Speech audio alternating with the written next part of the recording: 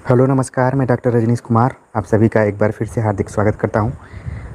आज की video lecture में हम एक नए प्रैक्टिस सेट के साथ हाजिर हैं, जिसमें हम कुछ प्रश्नों पर बातचीत करेंगे, उनको सॉल्व करने की कोशिश करेंगे, जो कि यूजीसी इंटरनेट की परीक्षा के दृष्टिकोण से काफ़ी इंपॉर्टेंट है। इसके साथ ही प्रवक्ता और असिस्टेंट प्रोफेसर के एग्ज़ाम के दृष्टिकोण से भी ये क्वेश्चन बहुत ही इम्पोर्टेंट है। जिसमें यहाँ पर पहला क्वेश्चन यह है कि इनमें से कौन सी बोली बिहारी हिंदी वर्ग में नहीं आती है। ऑप्शन दिया गया है भोजपुरी, मगही, मैथिली या फिर छत्तीसगढ़ी। तो हमें बिहारी हिंदी के अंतर्गत बताना है कि कौन सी बोली नहीं आती है। यहाँ पर भाषा विज्ञान से संबंधित ये प्रश्न है। तो बिहारी हिंदी में भोजपुरी है, मगही है, मैथिली है, लेकिन जो छत्तीसगढ़ी यहाँ पर ऑप्शन दिया गया है ये इसके अंतर्गत नहीं आती है। तो इस तरीके से इसका जो जवाब होगा ऑप्शन चौथा सही होगा। छत्तीसगढ़ी जो कि अवधी भाषा के साथ ही पूर्वी हिंदी के अंतर्गत आती है। इसके अलावा बघेली भी इसमें शामिल है। तो इसका जो वर्ग है वो है पूर्वी हिंदी। ठीक है, तो इस तरीके से पहले क्वेश्चन का आंसर हो गया ऑप्शन डी। अगला प्रश्न है, कोटेशन दिया गया है, पूछा रहा है कि संस्कृत का कोई भी शब्द मनचाहे ढंग से तोड़ मड़ोड़ कर तद्भव नहीं बनाया जा सकता। उपयुक्त विचार किस विद्वान का है। संस्कृत का कोई भी शब्द मनचाहे ढंग से तोड़ मड़ोड़ कर तद्भव नहीं बनाया जा सकता। किसका कथन है? Option Suniti Kumar Chatterjee, George Grierson, Namvar Singh या फिर रामविलास शर्मा। तो जो ये कोटेशन दिया गया है इसका सही जवाब है रामविलास शर्मा। 4 इसका सही जवाब है। अगले क्वेश्चन पे बात करें। अगला प्रश्न है, ये भी कोटेशन से संबंधित ही है। पूछा जा रहा है कि सिद्धों और योगियों की रचनाओं का जीवन की स्वाभाविक अनुभूतियों और दशाओं से कोई संबंध नहीं है, अतः वे शुद्ध साहित्य के अंतर्गत नहीं आती हैं। जैसे ही ये कोटेशन आप लोगों ने सुना होगा या फिर पढ़ा होगा, तुरंत आपके दिमाग में खास आलोचक का नाम आ गया होगा, हिंदी साहित्य का इतिहास जो कि काफ़ी फेमस है उनका, और उन्होंने सिद्धों और योगियों की रचनाओं को साहित्य के अंतर्गत नहीं माना है, विशुद्ध साहित्य के अंतर्गत नहीं माना है। ऑप्शन हम देख लेते हैं, मुनिजिन विजय, हजारी प्रसाद द्विवेदी, धीरेन्द्र वर्मा। तो यहाँ पर रामचंद्र शुक्ल का नाम दिया गया है, तो इसलिए इसका सही जवाब है। आचार्य रामचंद्र शुक्ल का मानना था कि जैन और सिद्धों और योगियों की रचनाओं का जीवन की स्वाभाविक अनुभूतियों और दशाओं से कोई संबंध नहीं है, अतः वे शुद्ध साहित्य के अंतर्गत नहीं आती हैं। ठीक है, तो वहाँ से एक डिबेट शुरू हो गया कि साहित्य में शुद्ध और अशुद्ध साहित्य क्या है। इस पर काफ़ी डिबेट चला। आगे चलकर लोकप्रिय साहित्य भी इसके अंतर्गत विमर्श के अंतर्गत रखा जाने लगा। अगले प्रश्न पर बात करते हैं। अगला प्रश्न है, यहाँ पर पंक्तियाँ दी गई हैं, उन पंक्तियों के आधार पर उनके भावार्थ से संबंधित प्रश्न है। पूछा जा रहा है कि आरे नव जौवन अभिरामा, जत देखल तत कहे न पारी छुओ ठामा। उक्त पंक्तियों में कवि कहना चाहता है, यानी कि यहाँ पर भावार्थ पूछा जा रहा है कि कवि क्या कहना चाहता है। तो इस तरीके की जब पंक्तियाँ आती हैं, प्रश्न आते हैं, तो उनको बड़ा आराम से पढ़ना पड़ता है और पढ़ते समय ही उसके अर्थ खुल जाते हैं। ऑप्शन दिया गया कि इन पंक्तियों के आधार पर कवि क्या कहना चाहता है। रूप वर्णन करने में संभ्रम की स्थिति में है, आंशिक रूप से रूप वर्णन करने में समर्थ है, रूप वर्णन करने में असमर्थ है। ठीक है, तो ये 4 ऑप्शन दिए गए हैं। इन चारों ऑप्शन में से नीचे भी एक ऑप्शन अच्छा कट गया है वो, तो इसका जो सही जवाब है वो है ऑप्शन सी। इसका सही जवाब है कि रूप वर्णन करने में जो कवि है वो क्या है, असमर्थ है। ठीक है,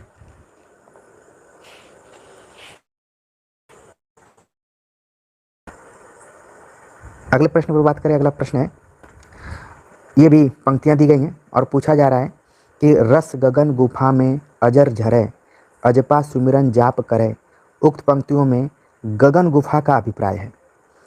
तो ये उन फेमस रचनाकारों और रचनाओं से संबंधित पंक्तियां पर उठाई गई हैं और उनके अंदर से यहाँ पर सवाल पूछा जा रहा है। इसलिए आपके सिलेबस में जो भी वीडियोज लेक्चर सिलेबस में जो भी कविताएं लगी होंगी उन कविताओं को अच्छे से पढ़ना है, ठीक है। कुछ बच्चे करेंगे क्लियर नहीं चल रहा है वीडियो, थोड़ा सा अपनी क्वालिटी को आप लोग ठीक कर लीजिए। और जितने लोग जुड़े हुए हैं इस चैनल से उन सब का मैं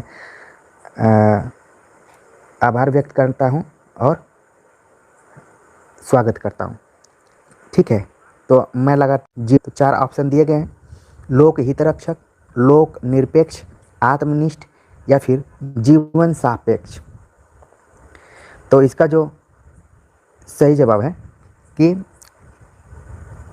हरिदासी संप्रदाय में राधा कृष्ण का जो मतलब है वो है लोक निरपेक्ष, ठीक है। ऑप्शन इसमें जो दूसरा है वो सही है।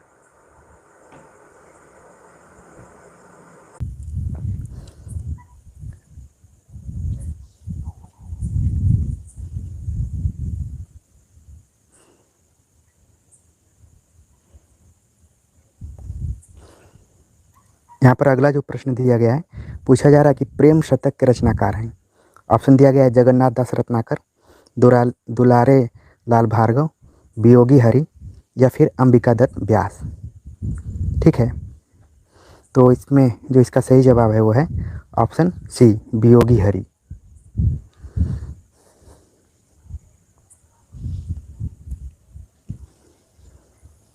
अगले प्रश्न पर बात करें। अगला प्रश्न है, पूछा जा रहा है कि हिंदी में ऋतु संहार के रचयिता हैं। हिंदी में ऋतु संहार के रचयिता हैं। वैसे जब हम संस्कृत पढ़ते हैं तो ऋतु संहार जो कि कालिदास द्वारा लिखा गया है, लेकिन यहाँ पर पूछा जा रहा है कि ऋतु संहार के रचयिता कौन है। ऑप्शन दिया गया है भारतेंदु हरिश्चंद्र, गुरु भक्त सिंह, ठाकुर जगमोहन सिंह, श्रीधर पाठक। तो इसका जो सही जवाब है ऋतु संहार हिंदी में लिखा है श्रीधर पाठक ने, ठीक है। अगले क्वेश्चन पे बात करें। अगला प्रश्न है, पूछा जा रहा है कि मुरारी और नरगिस के प्रेम पर आधारित उपन्यास है। 2 पात्रों का नाम दिया गया है, मुरारी और नरगिस। हो सकता है कि किसी एग्जाम में इन पात्रों का अलग तरीके से प्रश्न पूछ दिया जाए, अलग अलग, कि मुरारी किस उपन्यास का पात्र है या फिर नरगिस किस उपन्यास का पात्र है। यहाँ पर दोनों को एक साथ दे दिया गया है। मुरारी और नरगिस के प्रेम पर आधारित उपन्यास है। ऑप्शन दिया गया है आदर्श दंपत्ति, चंद हसीनों के खतून, पाप और पुण्य सत्याग्रह। 4 ऑप्शन दिए गए हैं। तो ये मुरारी और नरगिस के प्रेम का प्रसंग या फिर आधारित उपन्यास जो है, सही जवाब है चंद हसीनों के खतून। अगले क्वेश्चन पे बात करें तो अगला प्रश्न है, पूछा जा रहा है कि तपेदिक की मरीज मन्नो की कथा किस कहानी में चित्रित है। तपेदिक की मरीज मन्नो की कथा किस कहानी में चित्रित है। ऑप्शन दिया गया है सुहागिने, बादलों के घेरे में, जिंदगी और गुलाब, मैं हार गई।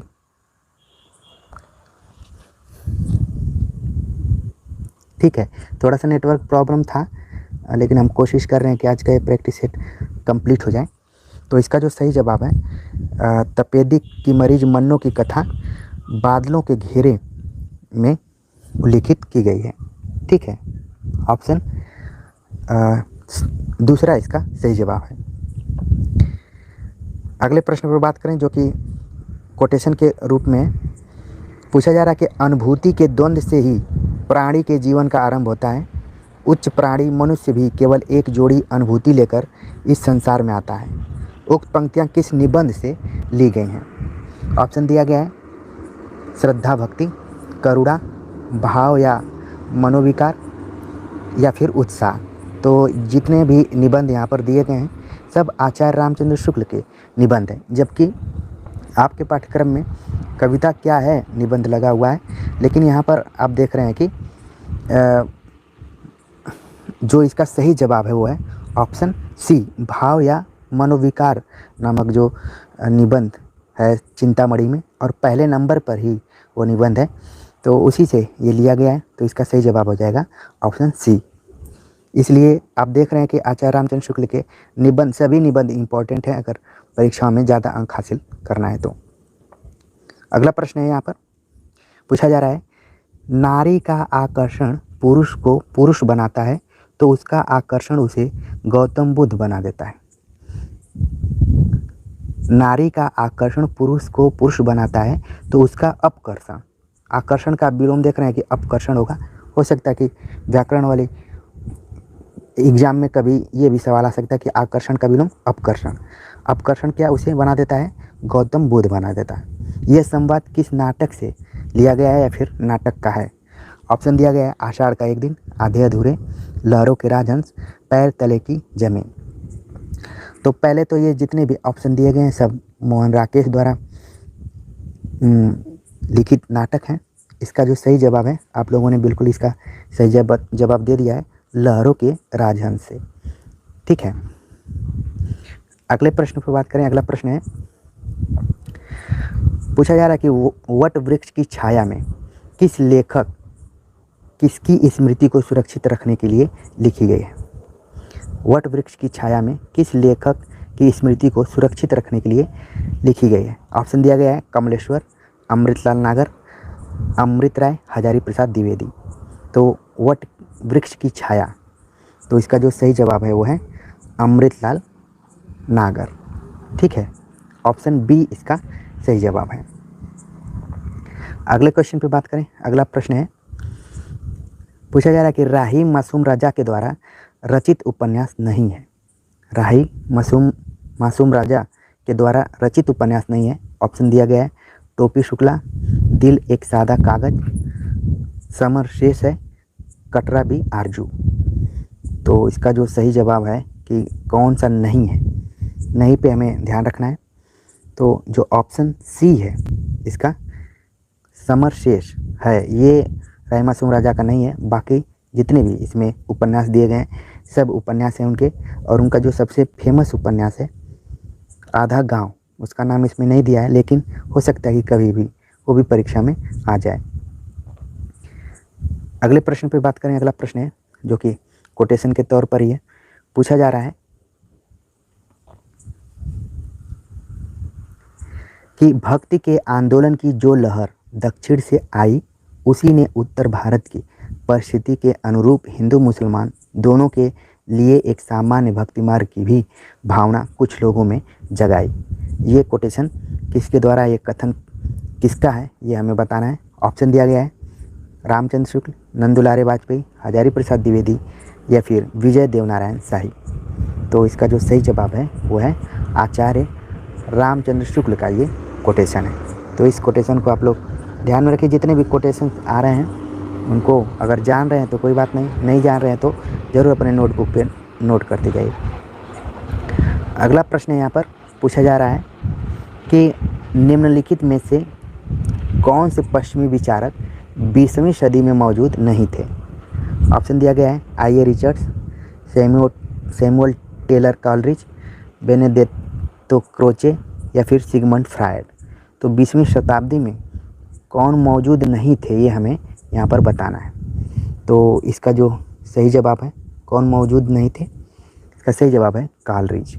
कॉलरिज 20वीं शताब्दी में नहीं है। बाकी और जितने भी इसमें विद्वानों का नाम दिया गया है जो कि सभी पाश्चात्य विद्वान हैं यहाँ पर, तो इसका जो सही जवाब है वो है सैमुअल टेलर कॉलरिज। वो 20वीं शताब्दी के में नहीं है और बाकी सब हैं। अगले क्वेश्चन को देखते हैं। अगला प्रश्न है पंक्ति के आधार पर है। तननाम बुननाम तज्जो कबीर, राम नाम लिखी लियो शरीर, मुसी मुसी रोवे कबीर की माई, ए बारिक कैसे जीवई खुदाई। उक्त काव्य पंक्तियों में मुसी मुसी का भावार्थ है। ये हमें बताना है कि मुसी मुसी का जो यहाँ पर भावार्थ है वो क्या है।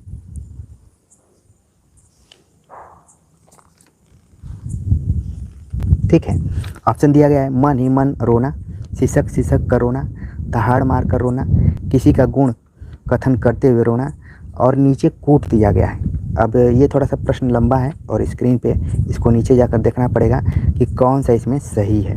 ठीक है, तो पहले हम ऊपर के चीज़ों को देख लेते हैं, इसके बाद हम बताते हैं इसका आंसर की क्या है। ठीक है, तो मूसी मूसी का अर्थ यहाँ पर पूछा जा रहा है। ठीक है,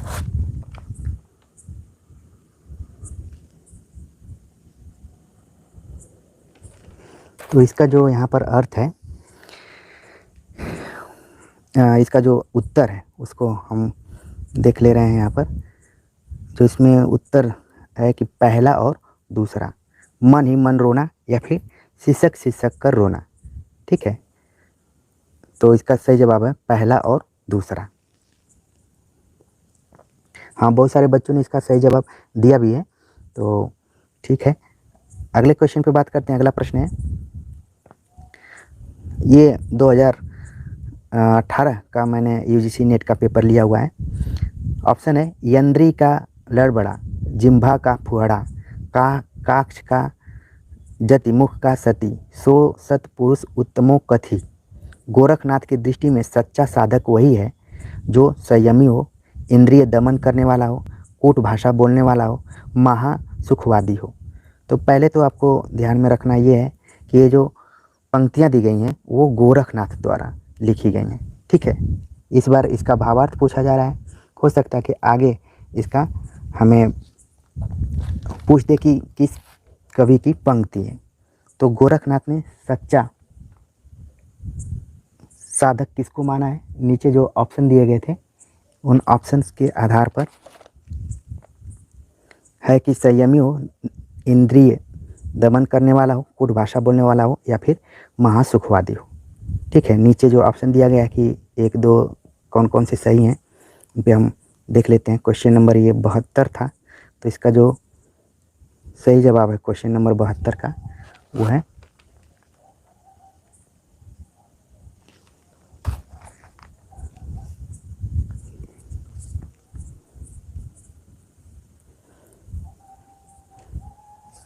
बहत्तर का जो सही जवाब है वो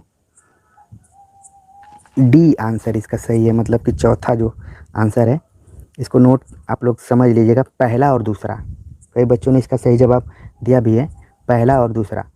ठीक है, संयमी हो और महासुखवादी हो, यानी कि सच्चा साधक माना गया है संयमी हो और महासुखवादी हो, क्योंकि जब कविता आप पढ़ेंगे तो उसमें इसका अर्थ समझ में आ जाएगा। चलिए अगले क्वेश्चन पे, थोड़ा सा क्वेश्चन बड़ा बड़ा यहाँ पर है। अब जानते हैं कि कंप्यूटर बेस्ड भी है, तो थोड़ा सा अगला प्रश्न है कि श्याम विनोदी रे मधुबनिया, अब हरि गोकुल काहे को आवहीं, चाहत नव यवनिया, सूरदास प्रभु तजी कामरी, अब हरि भय चिकनिया। अब यहाँ पर पूछा गया है प्रश्न कि अब हरि भय चिकनिया के द्वारा सूरदास क्या कहना चाहते हैं। श्री कृष्ण चिकने घड़े हो गए हैं, श्री कृष्ण चिकने चुपड़े हो गए हैं, श्री कृष्ण छैला हो गए हैं, श्री कृष्ण सुंदर छवि वाले हो गए हैं। तो ये थोड़ा सा संभल कर आंसर देने वाला प्रश्न है। ठीक है, अब हरि भय चिकनिया, तो नीचे जो कूट दिया गया है, 4 कूट दिए गए हैं। ठीक है, तो उसमें जो इसका सही जवाब है कि तीसरा और चौथा ऑप्शन इसका सही है। ठीक है, अगले प्रश्न पर बात करें। अगला प्रश्न है, थोड़ा सा आप देख रहे हैं कि नेट के एग्ज़ाम में पंक्तियों के अंदर से भी सवाल पूछे जा रहे हैं, तो इसलिए जो पाठ्यक्रम में कविताएं लगी हैं उन कविताओं को भी ध्यान से पढ़ना पड़ेगा, और उनके अलावा भी कुछ इम्पोर्टेंट जो कविताएं प्राय परीक्षाओं में आती रहती हैं उनको भी देखना होगा। अगला प्रश्न है कि यूँ ही मन मेरे काम को न रहियो माई, श्याम रंग हवै करी सामान्यो श्याम रंगमय।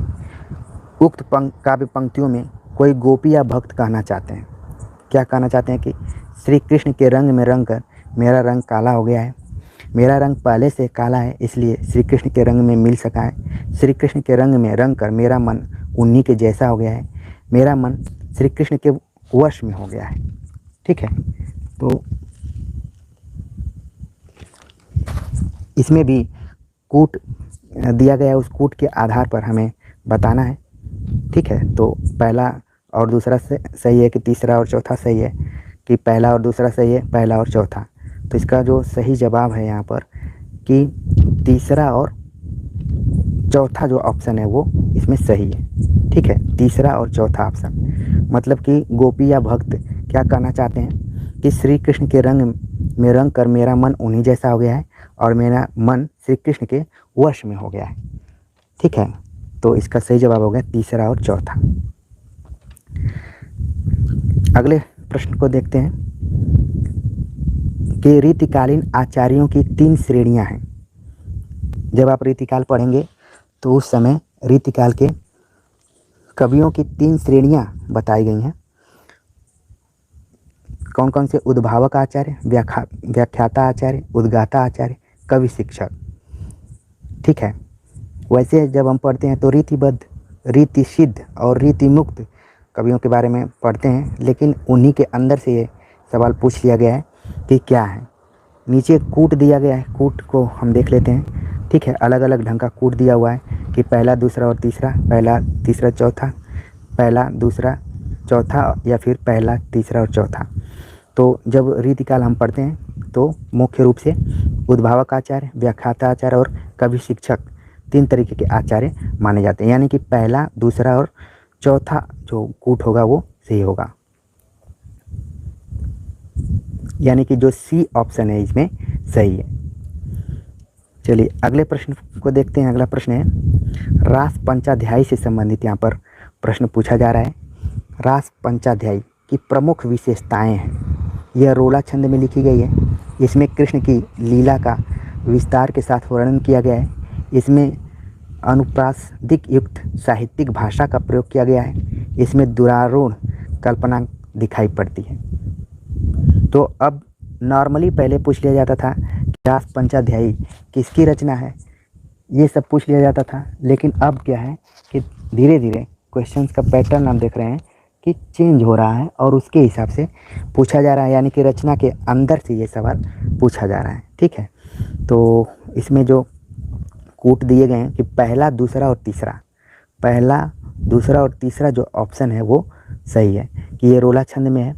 इसमें कृष्ण रासलीला का विस्तार के साथ वर्णन किया गया है और इसमें अनुप्रास युक्त साहित्यिक भाषा का प्रयोग किया गया है। और रास पंचाध्यायी किसका है ये भी आपको ध्यान में आ जाना चाहिए तुरंत क्वेश्चन को देखते हुए भी। नंददास इसका सही जवाब है। ठीक है, 2 लोगों ने रास पंचाध्यायी नाम से लिखा हुआ है जिसमें कि नंददास से संबंधित ये प्रश्न है। अगला प्रश्न है, अब सूरदास के बारे में ये प्रश्न पूछा जा रहा है कि सूरदास के बारे में आचार्य रामचंद्र शुक्ल द्वारा लिखित कौन कौन से कथन सही हैं। उन्होंने विट्ठलनाथ की आज्ञा से श्रीमद् भागवत की कथा को पदों में गाया। उन्होंने भागवत के 10वें स्कंद की कथा इतिवृत्त के रूप में कह दी। उन्होंने भिन्न भिन्न लीलाओं को अत्यंत मधुर और मनोहर पदों में गाया। उनके पद अत्यंत प्रगल्भ और काव्यपूर्ण हैं। यानी कि जब आप हिंदी साहित्य का इतिहास पढ़ेंगे तो विस्तार से जो भी आचार्य रामचंद्र शुक्ल ने सूरदास के बारे में कहा है वो तुरंत आपके दिमाग में आने चाहिए, तभी इसका सही जवाब दिया जा सकता है। ये मतलब क्वेश्चन आप देख रहे हैं कि बहुत इजी, आप नहीं बता सकते इसको कि इसका सही जवाब क्या होगा जब तक हिंदी साहित्य का इतिहास आप नहीं ठीक से पढ़े होंगे। ठीक है, तो इसमें जो कूट दिए गए हैं उन कूट के आधार पे इसका जो यहाँ पर सही जवाब है कि पहला, तीसरा और चौथा। यानी कि उन्होंने विट्ठलनाथ की आज्ञा से श्रीमद् भागवत कथा के पदों को गाने के लिए कहा था। ठीक है, और जो इसका सी जवाब था क्वेश्चन नंबर 77 का सी आंसर है। तो सी में पहला हो गया और इसमें तीसरा और चौथा, यानी कि दूसरा जो ऑप्शन है वो गलत है। पहला, तीसरा और चौथा ये तीनों ऑप्शन इसमें सही है। ठीक है, चलिए अगले प्रश्न को देखते हैं। पैटर्न आप लोग देख लीजिए, इसी हिसाब से हिंदी साहित्य का इतिहास पूरा पढ़िए बढ़िया से। अगला प्रश्न है, रहीम की कविता नगर शोभा के मुख्य विशेषताएं हैं। रहीम की कविता, पहले तो यहाँ पर उसकी रचना का नाम ही बता दिया कि रहीम की कविता नगर शोभा है। अगर ये कभी आ जाए एग्जाम में तो आपका गलत नहीं होना चाहिए। फिर उस कविता के बारे में अंदर से सवाल दिया गया है कि इसमें नगर का संकुचित वर्णन किया गया है। इसमें वर्ण व्यवस्था के अनुसार अनेक जाति की स्त्रियों का वर्णन किया गया है। इसमें स्त्रियों को उत्कृष्ट कोटि का बताया गया है। ये स्त्रियां अपना उत्पाद बेचने का काम करती हैं। तो ये 4 ऑप्शन दिए गए हैं, नीचे बताया गया कि क्या सही है क्या गलत है। ठीक है, 1, 2 और 4 इसका जो यहाँ पर सही जवाब है 1, 2 और 4 है। तो इसको ध्यान में रख लीजिए ताकि आगे आपका ये प्रश्न आ जाए तो आप गलती न करें। ठीक है, यानी कि नगर शोभा में क्या मुख्य विशेषताएं हैं? कि इसमें नगर का संकुचित वर्णन किया गया है, इसमें वर्ण व्यवस्था के अनुसार अनेक जाति की स्त्रियों का वर्णन किया गया है, ये स्त्रियां अपना उत्पाद बेचने का काम करती हैं। ठीक है, चलिए अगले प्रश्न को देखते हैं। अगला प्रश्न है, पूछा जा रहा है कि रीतिकालीन काव्य की प्रमुख विशेषताएं हैं। रीतिकालीन काव्य की प्रमुख विशेषताएं क्या हैं? रासो काव्य की अपेक्षा अधिक प्रामाणिक हैं, इनमें तत्कालीन इतिहास सुरक्षित है, इनमें चमत्कारिक वर्णन और भाषाई खिलवाड़ बहुत अधिक है, किसी वीर काव्य में फिरंगियों का भी वर्णन किया गया है। तो रीतिकाल के 4 विशेषताओं को दिया गया है। ठीक है, तो इन चारों विशेषताओं के आधार पर हमें बताना है कि कौन सी विशेषता इसमें सही है और कौन सी गलत है।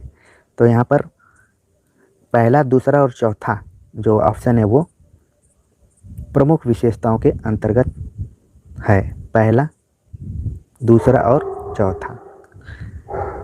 जबकि इनमें चमत्कारिक वर्णन और भाषाई खिलवाड़ देखा जाए तो जो बिहारी की रचनाएं कुछ हैं उसमें चमत्कार शैली में बात कही गई है, अतिशयोक्तिपूर्ण बातें। ठीक है, तो यहाँ पर किसी वीर काव्य में फिरंगियों का भी वर्णन किया गया है। इसका सही जवाब आप लोगों के हिसाब से क्या होगा? ठीक है, प्रामाणिक तो हैं, वीरगाथा काल की रचनाओं की अपेक्षा तत्कालीन इतिहास भी सुरक्षित हैं और चमत्कारिक भाषा शैली का, तो इसमें 1, 2 और 3 ऑप्शन सही होना चाहिए। ठीक है ना, कुछ बच्चे कह रहे हैं कि 1, 2 और 4, आंसर में तो 1, 2, 4 ही दिया हुआ है। ठीक है, 1, 2 और 4, तो ध्यान में रखिए, तो इसको हम तीसरे को गौण कर देते हैं। अगले प्रश्न पर बात करें। अगला प्रश्न जो है युग्म सही है, इसके बारे में हमें बताना है। ठीक है, विष्णु प्रिया खंड काव्य है, सिद्धराज खंड काव्य है, साकेत महाकाव्य है, जय भारत मुक्तक काव्य है। ये 4 रचनाएं एक तरफ दी गई हैं और उनके काव्य रूपों को दिया गया है। ठीक है, तो इसमें से हमें बताना है कि कौन सा युग्म सही है। तो नीचे कूट दिया गया है, उन कूट के आधार पे बताना पड़ेगा कि कौन सा युग्म सही है इसमें। ठीक है, तो देखा जाए तो इसका सी आंसर होगा। आंसर सी है, क्योंकि जो ये जय भारत नीचे दिया हुआ है, ये मुक्तक काव्य दिया गया है, ये भी खंड काव्य के अंतर्गत ही है। बाकी देखिए, विष्णु प्रिया सही है, सिद्धराज भी सही है, साकेत भी सही है, ये चौथा ऑप्शन गलत है। यानी कि पहला, दूसरा और तीसरा जो है वो सही है। अगले प्रश्न पे बात करें तो अगला प्रश्न है, पूछा जा रहा है कि निम्नलिखित विकल्पों में से किनका संबंध माखनलाल चतुर्वेदी से है? सिपाही, आर्द्रा, दैनिकी, पुष्प की अभिलाषा। तो इसका मतलब है कि जो लोग माखनलाल चतुर्वेदी की रचनाओं को अच्छे से पढ़े होंगे तुरंत इसका सही जवाब दे देंगे।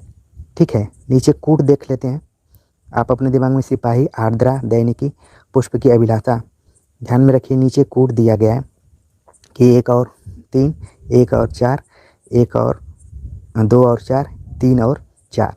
तो यहाँ पर जो रचना है, पहले तो आप ध्यान में रखिए कि पुष्प की अभिलाषा माखनलाल चतुर्वेदी की है और सिपाही, यानी कि पहला और चौथा जो ऑप्शन है वो सही है कूट में अगर देखा जाए तो।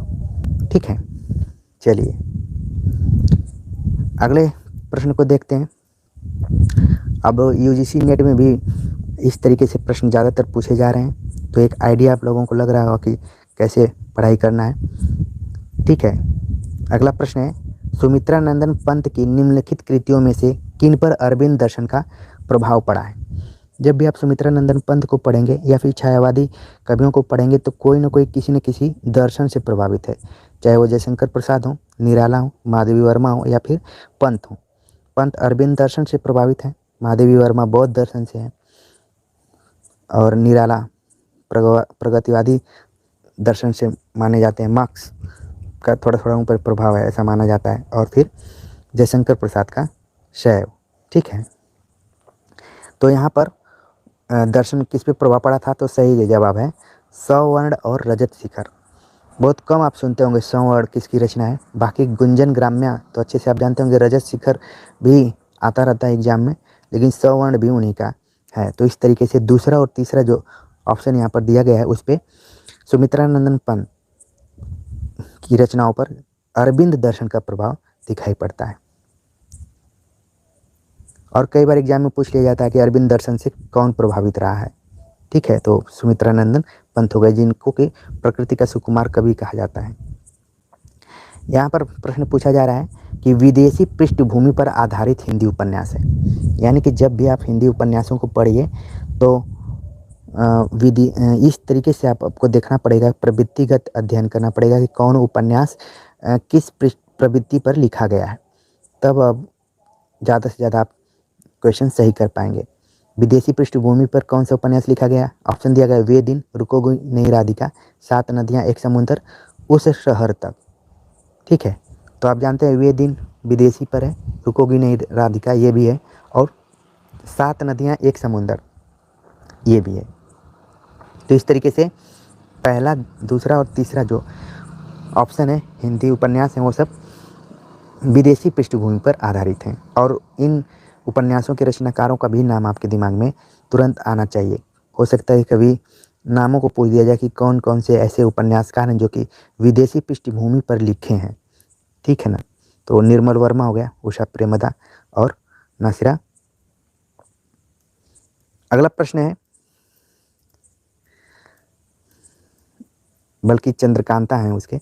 अगला प्रश्न है, पूछा जा रहा है कि देश विभाजन के प्रसंग पर आधारित उपन्यास है। देश विभाजन के प्रसंग पर आधारित उपन्यास है। पहले इसके पूछा गया विदेशी पृष्ठभूमि पर लिखा गया उपन्यास, और यहाँ पर देश विभाजन। झूठा सच, तमस, कितने पाकिस्तान, छोटे छोटे महायुद्ध, ये 4 यहाँ पर दिया गया है। और पूछा जा रहा है कि ये देश विभाजन के प्रसंग में कौन कौन से हैं। तो झूठा सच आप लोग बिल्कुल जानते हैं, तमस, कितने पाकिस्तान। तो इस तरीके से जो इसका सही जवाब है वह है 1, 2 और 3। तो आप देख रहे हैं कि जैसे हमेशा याद करते हैं कि फलां की रचना ये है, फलां इसके रचनाकार हैं, लेकिन यहाँ पर अब विषय वस्तु भी पूछ लिया जा रहा है। तो तमाम आपको किताबें मिल जाएंगी जिसमें सारी चीज़ें दी गई हैं, और बाकी हिंदी साहित्य का इतिहास आपको अच्छे से देखते रहना है, रिपीट करते रहना है उसको। अब तो विधागत इतिहास भी लिखे जा चुके हैं, कहानी के अलग हैं, उपन्यास के अलग हैं, निबंध के अलग हैं, आलोचना के अलग हैं। तो अब जितना जितना किताबों को पढ़ेंगे, प्रैक्टिस करते रहेंगे, वो आपके लिए फ़ायदेमंद होगा। अगला प्रश्न है, जैनेंद्र की कहानियों के पात्र हैं। जैनेंद्र की कहानियों के पात्र हैं शमशेर, जुलेखा, वेंजिलो, ईश्वर चंद्र। ठीक है, 4 नाम दिए गए हैं, और कौन जैनेंद्र की कहानियों के पात्र हैं? तो शमशेर हैं, जुलेखा, वेंजिलो हैं, ईश्वर चंद्र इसके अंतर्गत नहीं है। तो सही जवाब है पहला, दूसरा और तीसरा, ऑप्शन ए इसका कूट में देखें तो सही जवाब है ना। चलिए अगले प्रश्न पर बात करते हैं। यहाँ पर पूछा जा रहा है हरिशंकर परसाई के निबंध संग्रह हैं। हरिशंकर परसाई के निबंध संग्रह कौन कौन से हैं? आओ बैठ लें कुछ देर, सदा चार का ताबीज, तुलसीदास चंदन घिसे, आवारा भीड़ के खतरे। तो इसमें निबंध संग्रह कौन कौन से उनके? तो सदा चार का ताबीज भी है, तुलसीदास चंदन घिसे, आवारा भीड़ खतरे। यानी कि दूसरा, तीसरा और चौथा जो ऑप्शन दिया गया है ये सब हरिशंकर परसाई के निबंध संग्रह के अंतर्गत हैं। ऑप्शन देख लेते हैं, दूसरा, तीसरा और चौथा किस में दिया हुआ है। ऑप्शन जो चौथा यानी कि डी ऑप्शन है वो इसमें सही हो जाएगा। अगले क्वेश्चन को देखते हैं। अगला प्रश्न है, पूछा जा रहा है कि निम्नलिखित में से कौन नाटक लक्ष्मी नारायण लाल द्वारा रचित नहीं है? तो जब भी हिंदी नाटक पढ़ेंगे आप तो उसमें लक्ष्मी नारायण लाल और लक्ष्मी नारायण मिश्र इन दोनों की रचनाओं को ध्यान में रखना है। यहाँ पर लक्ष्मी नारायण लाल द्वारा रचित कौन सा नाटक नहीं है, यहाँ नहीं पर ध्यान देना है। और ऑप्शन जब आप देखेंगे तो इसमें हाँ वाला ऑप्शन भी दिया है और नहीं वाला भी दिया है। तो कई बार क्या होता है कि जल्दीबाजी में हाँ वाला, कई लोगों को लगेगा कि पहला अंधा कुआं और राम की लड़ाई, पहला और चौथा ऑप्शन सही है। इसमें दिया भी है पहला और चौथा, शायद मैंने इसमें दिया, देखिए दिया हुआ पहला और चौथा, ठीक है। लेकिन हमें इसका आंसर क्या बताना है? हमें बताना है कि नहीं है। तो ऑप्शन ए इसका आंसर खुद इस प्रश्न में भी गलत बना दिया गया है, आंसर भी सही मान लिया गया पहला और चौथा, लेकिन हमें बताना नहीं है तो ये दोनों ऑप्शन इसके सही हो जाएंगे। यहाँ पर सरोवर नाम से एक उनकी रचना है, लेकिन सूखा सरोवर है, ठीक है। तो दूसरा और तीसरा इसका जो ऑप्शन है वो नहीं है, और हाँ की बात होगी तो पहला और चौथा। इन छोटी छोटी माइनर चीज़ों को आपको ध्यान में रखना पड़ेगा, हो सकता है कि, ठीक है। चलिए अगले क्वेश्चन पे बात करते हैं। अगला प्रश्न है, पूछा जा रहा है कि निम्नलिखित में आत्मकथाएं कौन कौन सी हैं। निम्नलिखित में आत्मकथाएं कौन कौन सी हैं। ऑप्शन दिया गया है तिरस्कृत, अपनी धरती अपने लोग, वसंत से पतझड़ तक, सहचर है समय। तो इसमें 4 ऑप्शन दिए गए हैं और आत्मकथाओं के बारे में पूछा जा रहा है। तो तिरस्कृत है, अपनी धरती अपने लोग भी हैं, सहचर है समय ये भी है, और ये जो तीसरा ऑप्शन है वो नहीं है। तो यानी कि पहला, दूसरा और चौथा जो ऑप्शन होगा वो सही होगा। पहला, दूसरा, चौथा देखते हैं। पहला, दूसरा और चौथा, यानी कि जो बी ऑप्शन है इसमें सही है, ठीक है। तो अब यहाँ पर क्वेश्चन तो हम प्रश्न के अनुसार आंसर दे दिए, बाकी आपको आत्मकथाएं के साथ साथ उसके आत्मकथाकार के बारे में भी जानकारी रखनी है, जिससे कि लगे कि आपकी तैयारी ठीक चल रही है, कॉन्फिडेंस है। चलिए अगले क्वेश्चन पे बात करते हैं। अगला प्रश्न है, यहाँ पर पूछा जा रहा है कि निम्नलिखित में से कौन से प्रगतिवादी मूल्य नहीं है। प्रगतिवादी मूल्य नहीं है, यानी कि प्रगतिवाद की विशेषताएं भी आपको भली भांति पता होनी चाहिए, जिससे कि इस क्वेश्चन का आप आसानी से जवाब दे पाएँ। ऑप्शन दिया गया है व्यष्टि चेतना, यथार्थ चेतना, इतिहास बोध, एकेश्वरवाद। तो जब भी प्रगतिवाद पढ़ेंगे आप तो प्रगतिवाद में व्यष्टि चेतना की बात नहीं की गई है और एकेश्वरवाद की बात भी नहीं की गई है, इन दोनों की बात की गई है। तो इस तरीके से इसका जो यहाँ पर देखिए नहीं हमें ध्यान में रखना है, तो इस तरीके से इसका जो सही जवाब होगा पहला और चौथा, यानी कि ऑप्शन हम कोड देख लेते हैं, पहला और चौथा किस में दिया हुआ है। तो आप देख रहे हैं कि ऑप्शन ए में ही दिया हुआ है पहला और चौथा ऑप्शन, ठीक है। व्यष्टि की बात आप जानते हैं कि प्रगतिवाद में किया गया है, व्यक्ति और समाज के बीच में द्वंद्व की चर्चा की गई है, और प्रगतिवाद तो ईश्वर को मानता ही नहीं है, ठीक है। तो इन चीज़ों को भी ध्यान में रखना है। अगला प्रश्न है, जो कि पहले प्रैक्टिस सेट में अलंकार के रूप में आता था, लेकिन इस बार अलग रूप में पूछा गया है। यहाँ पर पूछा गया है, दृढ़ ऊर्जत टूटत कुटुम जुरत चतुर चित प्रीत, परत गांठ दुर्जन ही ये दई नहीं हरीत। उपयुक्त दोहे के संबंध में कौन सा कथन सही है। यहाँ पर हमें बताना है कौन सा कथन सही है, और नीचे 4 ऑप्शन दिए गए हैं। उन चारों ऑप्शंस में क्या पूछा गया, इसमें कार्य कारण संबंध का स्वाभाविक चित्रण हुआ है, इसमें प्रेमी प्रेमिका के प्रेम का स्वाभाविक चित्रण हुआ है, इसमें असंगति अलंकार है, इसमें विभावना अलंकार है। तो आप देख रहे हैं कि अलंकारों में 2 अलंकारों की बात किया, असंगत और विभावना, और ऊपर अलग अलग। तो आप जानते हैं कि इसमें कौन सा अलंकार है, दृढ़ ऊर्जत टूटत कुटुंब में असंगति अलंकार है, और प्रेमी प्रेमिका के बीच में स्वाभाविक प्रेम का चित्रण किया गया है। यानी कि इसका जो सही जवाब है वो है दूसरा और तीसरा। कुछ बच्चे कह रहे हैं कि इसमें पहला और तीसरा है, लेकिन इसका जो सही जवाब है वो है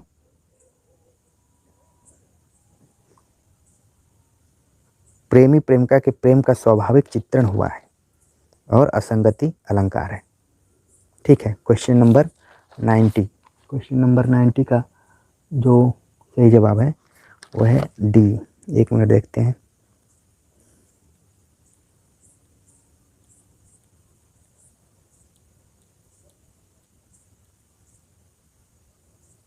दूसरा और तीसरा जो कि मैं बता रहा हूँ वही है, ठीक। दूसरा और तीसरा इसका सही जवाब है, इसको आप लोग ध्यान में रखिए।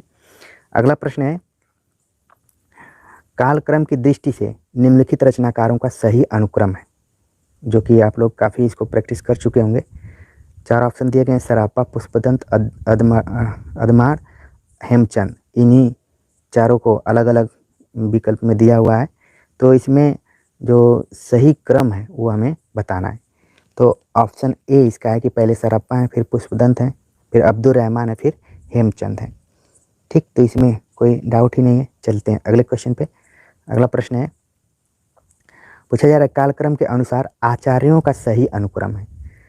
आचार्यों का सही अनुक्रम है, ऑप्शन दिया गया है रामानुजाचार्य, निम्बार्काचार्य, मध्वाचार्य, बल्लभाचार्य, और इन्हीं लोगों का अलग अलग ऑप्शन में नाम है और हमें बताना है ये चारों ऑप्शन में सही जवाब कौन सा है। तो आप स्क्रीन पे देख रहे होंगे कि चारों का घूम फिर कर जो नाम दिया गया है उसमें सही जवाब है ऑप्शन डी, यानी कि जो नीचे का चौथा ऑप्शन दिया गया है ये इसका सही है, रामानुजाचार्य, मध्वाचार्य, निम्बार्काचार्य, फिर बल्लभाचार्य। ठीक है, कई बच्चे ए बता रहे हैं, इसका सही जवाब है डी।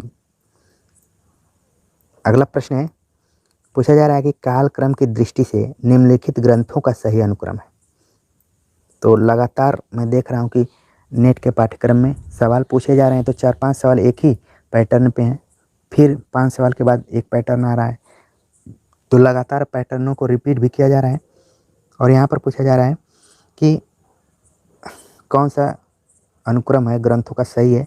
भाव विलास, काव्य निर्णय, रस रहस्य, जगत विनोद, इन्हीं को अलग अलग ढंग से दिया गया है। तो इसमें हम देख लेते हैं कि सबसे पहले कौन सा है क्रम सही है। तो जो ऑप्शन ये वाला बी वाला है, रस रहस्य, भाव विलास, काव्य निर्णय, जगत विनोद। तो यहाँ पर जब रीति का लाभ पढ़ेंगे तो कुछ रचनाओं का तो प्रकाशन वर्ष इत्यादि मिल जाता है, नहीं तो फिर आपको कवियों के हिसाब से बताना पड़ेगा कि रस रहस्य के कवि कौन है, भाव विलास, काव्य निर्णय, जगत विनोद। तो जगत विनोद जो हैं सबसे आखिरी पद्माकर माने जाते हैं, तो यहाँ पर उसके आधार पर इसका जो सही जवाब है वो बी ऑप्शन सही है। चलिए अगले क्वेश्चन पे बात करते हैं। अगला प्रश्न है, पूछा जा रहा है कि प्रकाशन वर्ष के अनुसार रचनाओं का सही अनुक्रम है। प्रकाशन वर्ष के अनुसार रचनाओं का सही अनुक्रम क्या है।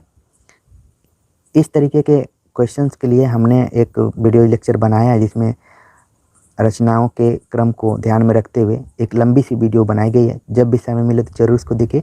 यहाँ पर आपको हरिवंश राय बच्चन की रचनाओं का क्रम दिया गया है, एकांत संगीत, मधुशाला, सतरंगिनी, मिलन यामिनी। इन्हीं चारों को अलग अलग 4 ऑप्शन में घुमा फिरा कर इधर उधर दिया गया है और उनको आप देख लीजिए। अब मैं पूरा ऑप्शंस इसलिए इस टाइप के क्वेश्चंस का नहीं दिखा रहा हूँ कि जब आपको आता रहेगा तुरंत इसका क्रम आप आराम से बता देंगे। ठीक है, तो यहाँ पर जो चारों ऑप्शन दिए गए हैं उसमें आप देख रहे हैं कि जो मधुशाला है उस 2 में पहले पहले दिखाया गया है। तो इसके हिसाब से जो ऑप्शन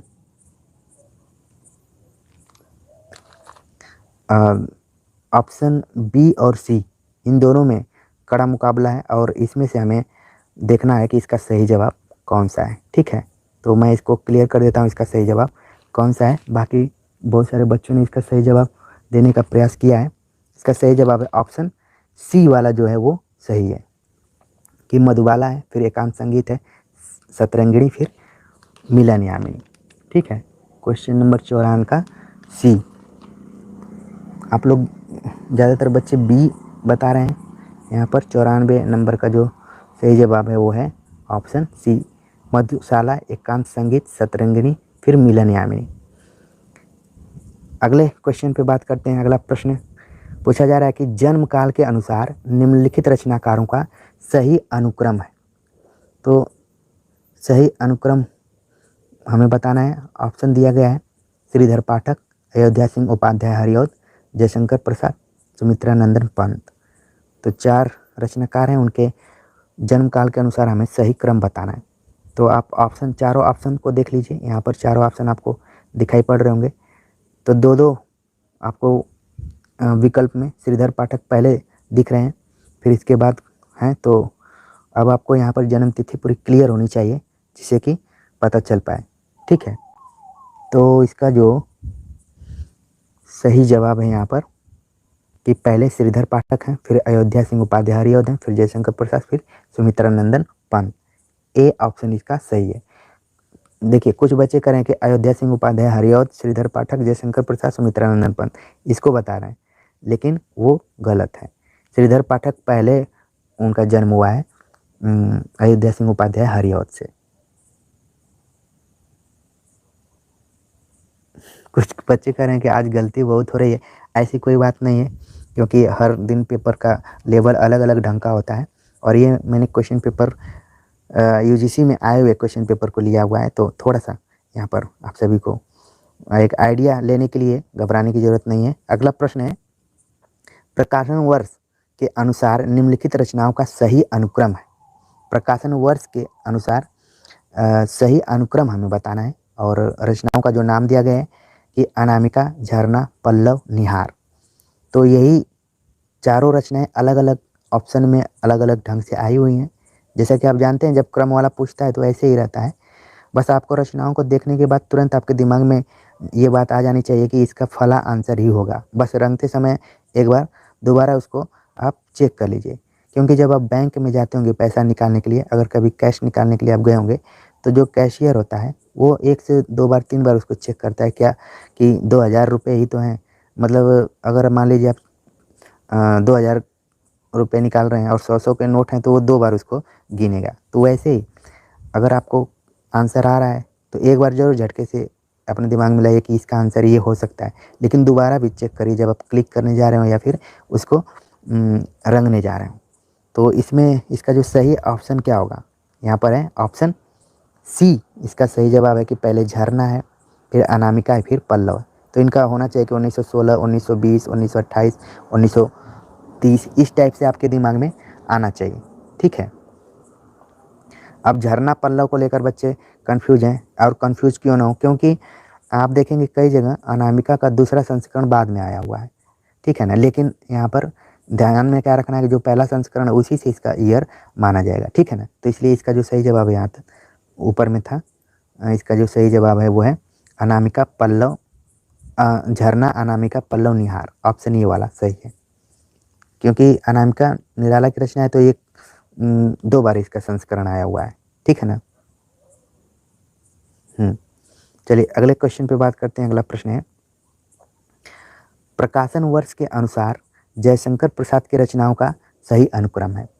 प्रकाशन वर्ष के हिसाब से जयशंकर प्रसाद की रचनाओं का हमें सही अनुक्रम बताना है। तो आप इनकी रचनाओं को जानते होंगे, तुरंत आपके दिमाग में आ गया होगा कि सही अनुक्रम क्या है। आंसू, लहर, कामायनी, प्रेम पथिक, ये 4 रचनाएं दी गई हैं। तो अब क्रम के अनुसार जो इसका सही जवाब होगा ऑप्शन सी हो रहा है, प्रेम पथिक, फिर आंसू, लहर, कामायनी। अब आंसू और लहर में कई बच्चे आप जान रहे हैं कि आंसू 1925, लहर 1933, कामायनी 1935। तो ये तो एकदम क्रम से हैं, इसका मतलब ये इसके पहले है। चलिए अगले क्वेश्चन को देखते हैं। अगला प्रश्न है, प्रकाशन वर्ष के अनुसार निम्नलिखित उपन्यासों का सही अनुक्रम हमें बताना है। सही अनुक्रम क्या है? कठगुलाब, शेष यात्रा, सूरजमुखी, अंधेरे के, ठीकरे की मंगनी। तो ये 4 रचनाएं दी गई हैं, उन 4 रचनाओं में हमें बताना है कि सही कौन सा है। ठीक है, तो ये क्वेश्चन नंबर है 98 में आपको बताना है कि इसका सही जवाब कौन सा है। तो नोट कर लीजिए यहाँ पर कि इसका सी आंसर सही है। यही चारों रचनाएं घुमा फिरा कर अलग अलग ऑप्शन में दी गई हैं। सूरजमुखी, अंधेरे के, शेष यात्रा, ठीकरे की मंगनी, फिर कठगुलाब। ऑप्शन सी इसका सही जवाब है। अगले क्वेश्चन पे बात करें, जो कि आज का आखिरी प्रश्न है। पूछा जा रहा है कि, बल्कि आखिरी से पहले का एक क्वेश्चन है, पूछा जा रहा है कि प्रकाशन वर्ष के अनुसार निम्नलिखित कहानी संग्रहों का अनुक्रम है। सतह से उठता आदमी, इंसान के खंडहर, परिंदे, पीली छतरी वाली लड़की। तो आप यहाँ पर देख रहे हैं कि जितनी भी रचनाएं दी गई हैं कहानी संग्रह हैं, पहले दिमाग में आना चाहिए, और ये सभी अलग अलग कहानीकारों की हैं। तो ये 4 ऑप्शन दिया गया है, उन चारों ऑप्शन में आप देखिए कि कौन सबसे पहले है। तो इसका जो सही जवाब है वो है ऑप्शन डी, इंसान के खंडहर, परिंदे, सतह से उठता आदमी, पीली छतरी वाली लड़की। ऑप्शन डी इसका सही जवाब है। बाकी आप अलग अलग रचनाकारों के रचनाओं को इसमें जान रहे होंगे कि परिंदे जो है वो निर्मल वर्मा का, सतह से उठता मुक्तिबोध, पीली छतरी वाली लड़की उदय प्रकाश। ठीक है, तो ये सारी आपको मालूम होगा। इंसान के खंडहर उनके पहले के जो रचनाकार हैं उनका नाम है। कमेंट्स करके बता सकते हैं कि किसका है, बाकी ध्यान में रखना है आपको।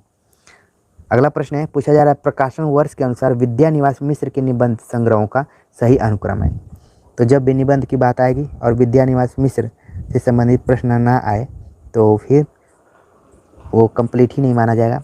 तो विद्या निवास मिश्र बहुत सारे उन्होंने निबंध लिखा है, कम से कम 60-70 निबंध तो लिखा ही होगा। उसमें से पूछा गया तमाल के झरोखे से शेफाली झर रही है, शिरीष की याद आई, रथ यात्रा। ये अलग अलग निबंध दिए गए हैं और पूछा जा रहा है कि इनका सही अनुक्रम कौन सा है। ठीक है, तो अब जब मालूम रहेगा तो तुरंत इसका सही जवाब आप बता देंगे कि कौन है। तो इसमें है तमाल के झरोखे से शेफाली झर रही है, शिरीष की याद आई, रथ यात्रा। ऑप्शन ए इसका सही जवाब है। यहाँ पर अंधा युग नाटक के अंक शीर्षकों के बारे में सही अनुक्रम पूछा गया है और ऑप्शन में जो नाम दिए गए हैं उसमें कौरव नगरी, असत्य, पशु का उदय, गांधारी का सांप।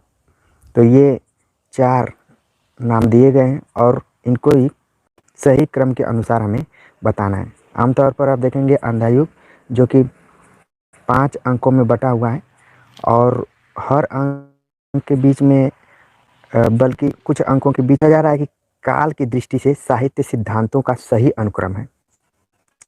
काल की दृष्टि से साहित्य सिद्धांतों का सही अनुक्रम कौन सा है? दिया गया है अलंकार, रस, ध्वनि, रीति। इन्हीं को 4 ऑप्शंस में इधर उधर घुकर दिया गया है, तो हमें इसका सही अनुक्रम बताना है। ठीक है, तो इसका जो सही अनुक्रम है आप लोग जल्दी को ध्यान में रखिए कि कौन सा सही अनुक्रम होगा। तो जाहिर सी बात है कि सबसे पहले रस आएगा, तो ये चारों ऑप्शन में जो रस वाला ऑप्शन है वो सबसे पहले है। ठीक है, तो सही जवाब इसका है रस, अलंकार, रीति और ध्वनि। ये चारों जो है इनका सही अनुक्रम है। अगले प्रश्न पर बात करें तो अगला प्रश्न है, पूछा जा रहा है कि काव्य शास्त्रीय ग्रंथ का काल क्रमानुसार सही अनुक्रम है। काव्य शास्त्रीय ग्रंथों का काल क्रमानुसार सही अनुक्रम है और ग्रंथ दिए गए हैं काव्यादर्श, काव्य मीमांसा, वक्रोक्ति जीवितम, ध्वन्यालोक बताना है। तो जितने लोग जुड़े हुए हैं सबको गुड मॉर्निंग, नमस्ते, सबका स्वागत है। और कई बच्चे कह रहे हैं कि जो आपने आज वेबसाइट के बारे में बताया था ऑनलाइन पढ़ने के लिए, तो विश्व पुस्तक दिवस के अवसर पर हमें लगा कि कुछ नई चीज़ें बतानी चाहिए। बाकी हो सकता है कि इसके बारे में जानते भी रहे होंगे और दोबारा। तो यहाँ पर क्वेश्चन में सही हमें बताना है, तो कौन सा है ये हमें बताना है। 4 ऑप्शन आंसर है, वह है पहले काव्यादर्श है, ध्वन्यालोक, काव्य मीमांसा, वक्रोक्ति जीवितम। ऑप्शन सी जो है इसका। और इसमें क्या है कि आपको ध्यान में रखना है कि काव्यादर्श दंडी, ध्वन्यालोक आनंदवर्धन, काव्य मीमांसा राजशेखर, वक्रोक्ति जीवितम कुंतक का है। ठीक है,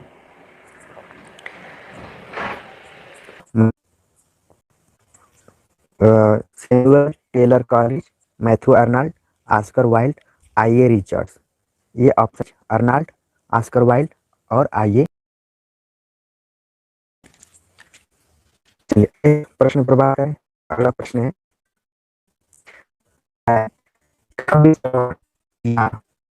रस आनंद का ही पर्याय होता है। ये स्थापना दी गई है, तर्क दिया गया है क्योंकि पश्चिमी शास्त्रों में रस को ब्रह्मानंद कहा गया है। ठीक है, ब्रह्मानंद सहोदर जो भारतीय काव्य शास्त्र में इसका जिक्र किया गया है।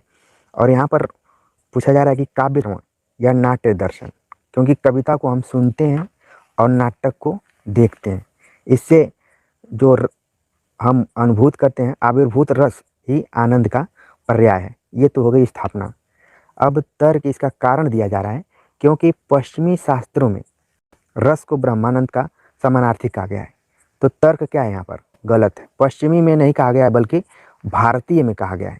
तो स्थापना तो सही है लेकिन तर्क क्या है? गलत है। इसलिए इसका जो सही जवाब होगा कि ए सही है और आर गलत है। इसी तरीके से आपको पढ़ पढ़ कर इस तरीके के प्रश्नों को हल करना है और समझ कर हल करना है। इसलिए ऐसे प्रश्नों को हमें सॉल्व करने के लिए सब्जेक्टिव नॉलेज की ज़रूरत पड़ती है। ठीक है, चलिए अगले क्वेश्चन पे बात करते हैं। अगला प्रश्न है, ये भी स्थापना और तर्क पर आधारित है। पूछा जा रहा है, आभासित होते हैं इसीलिए रस, तो स्थापना दी गई है, दूसरी तरफ तर्क दिया गया है और उसके में इसका सही जवाब देना है। 4 ऑप्शन दिए गए हैं कि सही है, आर सही है, आर ए सही है, आर गलत है, गलत गलत सही, ऐसे दिया गया है। तो इसका जो सही जवाब यहाँ पर कि स्थापना तो सही है, कि रस न तो ये क्या हो गया, गलत हो गया। इसलिए इसका जो सही जवाब है ए सही है और आर गलत है। ठीक है, क्लियर नहीं दिख रहा है? चलिए अगला प्रश्न है, स्थापना और तर्क से संबंधित ही है। काव्य और कला संघर्ष का फल है। काव्य और कला सृजन संघर्ष का फल है, क्योंकि सृजनशील व्यक्तित्व गतिशीलता के साथ अपने समय के अभावों और दबावों से जूझता है। ठीक है, तो एक तरफ स्थापना और तर्क दिया गया है, तो वही ए सही है कि आर गलत है, आर गलत है, ए सही है, इस टाइप से दिया गया है। ठीक है, तो हमें बताना है। तो इसका जो 4 ऑप्शन दिया गया है क्या है कि स्थापना भी सही है, कि काव्य और कला सृजन संघर्ष का फल है, क्योंकि सृजनशील व्यक्तित्व गतिशीलता के साथ अपने समय के अभावों और दबावों से जूझता है। ये भी क्या है, सही है। तो इस तरीके से जो ऑप्शन चौथा है कि ए सही है और आर सही है। और जब भी स्थापना और तर्क से संबंधित प्रश्न आते हैं तो जैसा कि मैंने कहा कि सब्जेक्टिव नॉलेज ज़रूरी है, और जो चिंतन की प्रक्रिया है, जब तक आप साहित्य की स्थापनाओं को ठीक से समझ नहीं पाएंगे तब तक स्थापना और तर्क से संबंधित प्रश्नों को हल करना थोड़ा सा कठिन हो जाता है। आमतौर पर विद्यार्थी इसमें तुक्का लगाने की कोशिश करते हैं और अनुमान से ही इसमें रंग देते हैं। लेकिन यहाँ पर आप देखिए कि जितना भी लेखक जो संघर्षशील होता है वो उतना ही शील होता है। और देखेंगे आप खासतौर से जो दलित आत्मकथाएं आपको दिखाई देंगी कि वो अपने समय में अभाव और दबावों से वो जूझता रहा है लेखक, तो वो उसका जो सृजनशील व्यक्तित्व होता है गतिशीलता के साथ सामने आता है और पाठक उसको अनुभूत करता है और उसको लगता है कि वो केवल उस लेखक की स्टोरी नहीं है बल्कि सबकी ये स्टोरी है। तो इस तरीके से इसको आप ठीक से समझेंगे तभी आसानी से हल कर पाएंगे। अगले प्रश्न पर बात करें। अगला प्रश्न है, स्थापना और तर्क से संबंधित ही है कि कला भी ज्ञान का एक प्रकार और सत्य की उपलब्धि की एक साधना है, क्योंकि कला जगत में भी कलाकार के चित्त में जब वस्तु सत्य उद्भासित होता है तभी वह श्रेष्ठ कला रचना में प्रवृत्त होता है। इसलिए हर महान कलाकृति सत्य से समन्वित होती है। जब आप पाश्चात्य काव्यशास्त्र पढ़ेंगे तो उसमें सत्यता की बात कही गई है कि काव्य जो है वो नकल का नकल है या फिर सत्य से तीसरी दूरी पर है, क्या है, इसको लेकर काफ़ी डिबेट रहा है पाश्चात्य काव्यशास्त्र में। ठीक है, तो कुछ चीज़ उसी मिलती जुलती यहाँ पर भी है कि कला भी ज्ञान का एक प्रकार और सत्य की उपलब्धि की एक साधना है। ये बात सही है। और क्योंकि कला जगत में भी कलाकार के चित्त में जब वस्तु सत्य उद्भासित होता है तभी वह श्रेष्ठ रचना में प्रवृत्त होता है, इसलिए हर महान कलाकृति सत्य से समन्वित होती है। तो इसका जो सही जवाब है कि ए भी सही है और आर भी सही है। ठीक है, चलिए अगले क्वेश्चन पे बात करते हैं। अगला प्रश्न है, स्थापना और तर्क से ही संबंध है। स्थापना दी गई है कि मिथक शास्त्र मनुष्य की मानसिक संरचना को समझने की एक भ्रामक विद्या है, क्योंकि यह एक असत्य कथा, मिथ्या अथवा कोरी कल्पना है।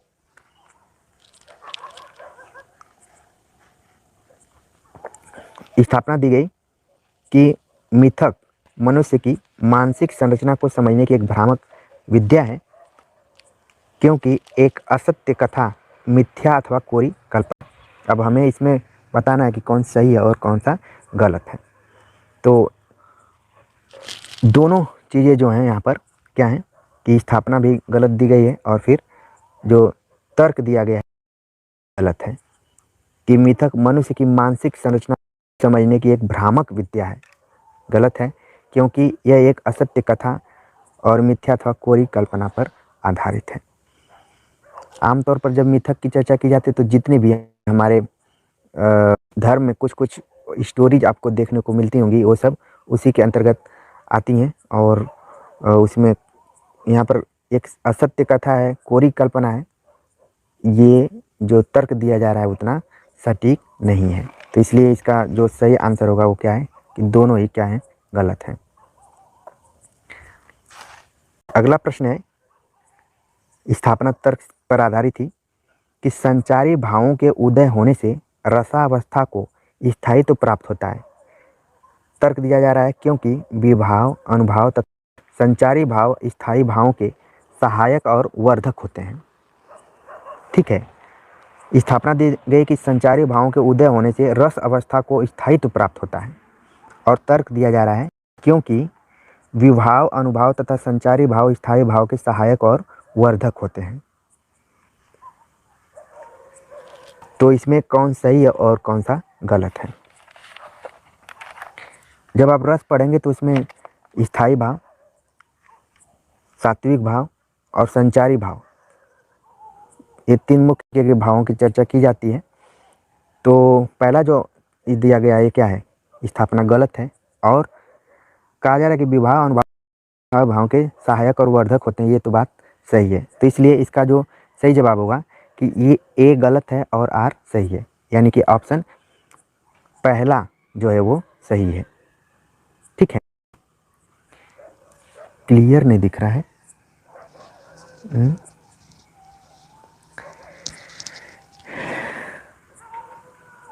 अगले क्वेश्चन पर बात करें। अगला प्रश्न है,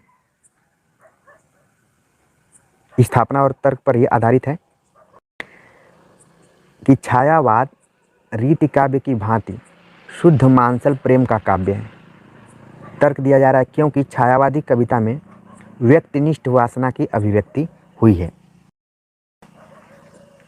ठीक है, तो स्थापना की छायावाद रीति काव्य की भांति शुद्ध मानसल प्रेम का काव्य है, क्योंकि छायावादी कविता में व्यक्तिनिष्ठ वासना की अभिव्यक्ति हुई है। तो इसमें जो सही जवाब है कि स्थापना भी गलत और जो तर्क दिया जा रहा है वो भी गलत है, क्योंकि छायावाद रीति काव्य की भांति शुद्ध मानसल प्रेम का काव्य नहीं है। और यहाँ पर तर्क दिया जा रहा है कि व्यक्तिनिष्ठ वासना की अभिव्यक्ति हुई है, ये भी क्या है, बिल्कुल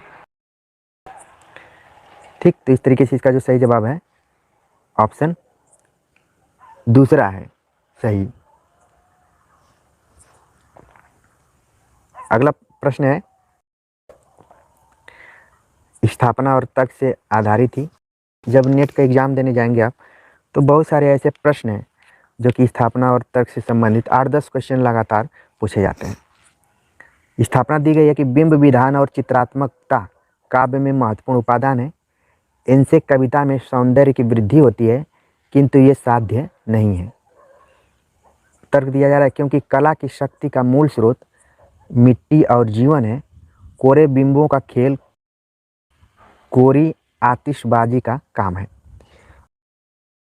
स्थापना और तर्क से संबंधित आपको वाक्यांश यहाँ पर दिखे दिए, वो किसी न किसी आलोचना से उठाए। एक को स्थापना में रख दिया गया है, दूसरे को तर्क में रख दिया गया है। ठीक है, तो यहाँ पर जो इसका सही आंसर होगा, जो ऑप्शन दिया गया है कि ए सही है, आर सही है, आर ए सही है, आर गलत है, हमें ये देखना होगा कि जो स्थापना है बिंब विधान और चित्रात्मकता काव्य में महत्वपूर्ण उपादान है। इनसे कविता में सौंदर्य की वृद्धि होती है, कि ये साध्य नहीं है। हमेशा आप देखेंगे कि साध्य और साधन की बात की जाती है, तो ये साध्य नहीं है। ये क्या है, स्थापना सही है, क्योंकि कला की शक्ति का मूल स्रोत मिट्टी और जीवन है। कोरे बिंबों का खेल कोरी आतिशबाजी का काम है। ये भी जो तर्क दिया जा रहा है ये सही है। इस तरीके से इसका जो सही जवाब होगा ए और आर दोनों क्या है, सही है। अगला प्रश्न है कि वीरता का अनुकरण किया जा सकता है वैसे ही जैसे मन की प्रसन्नता उधार ली जा सकती है। तर्क दिया जा रहा है क्योंकि वीरता का संबंध शरीर है, मनोबल से नहीं।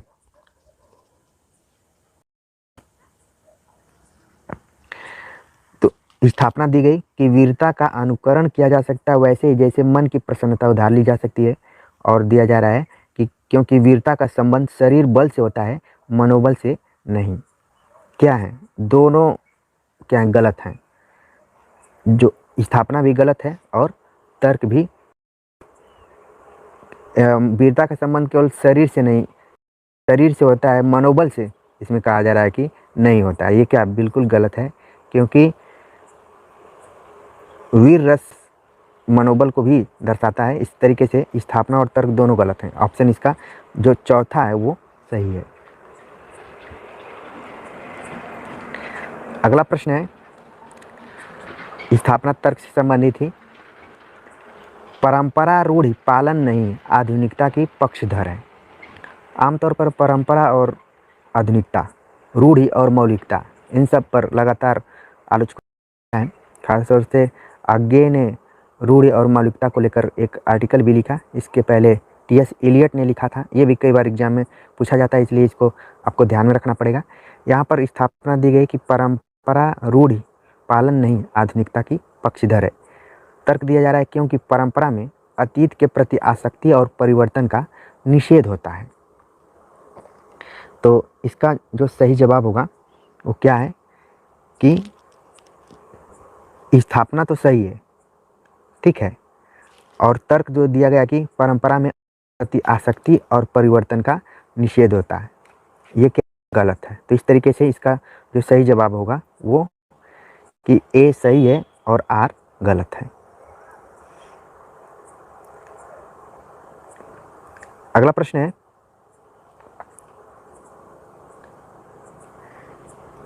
कि उपभोक्ता सभ्यता से असंतोष भाववादी बुद्धिजीवियों के लिए स्वाभाविक है।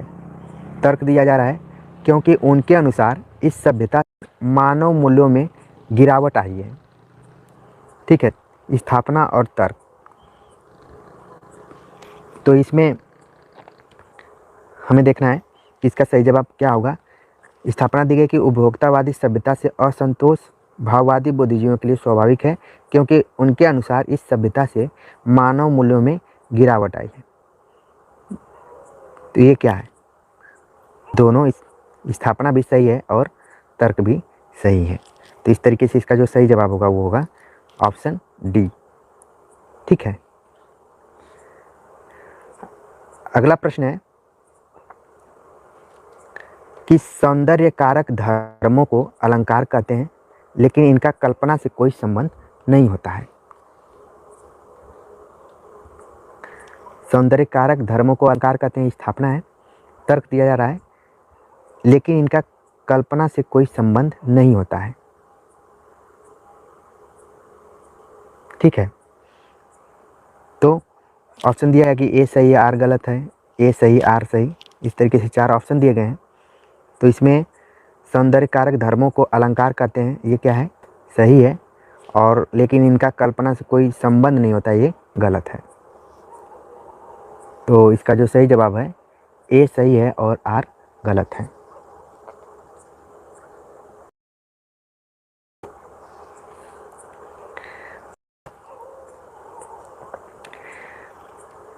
कि क्लासिक नाटक देश कालातीत नहीं होता। क्लासिक नाटक देश कालातीत नहीं होता क्योंकि क्लासिक नाट्य रचना एक गतिशील पाठ है। तो स्थापना और तर्क दोनों को ध्यान में रखना होगा, दोनों को कोरिलेट करके ही आंसर को निकालना होता है। तो यहाँ पर दिया जा रहा है कि क्लासिक नाटक देश कालातीत नहीं होता है क्योंकि क्लासिक नाट्य रचना एक गतिशील पाठ है। अब हमें बताना है कि इसमें से कौन सही है और कौन सा गलत है। ठीक है, तो जो स्थापना है वो क्या है, गलत है, और जो तर्क दिया गया है वो सही है। तो इस तरीके से इसका जो सही जवाब है कि ए गलत है और आर सही है। अगला प्रश्न है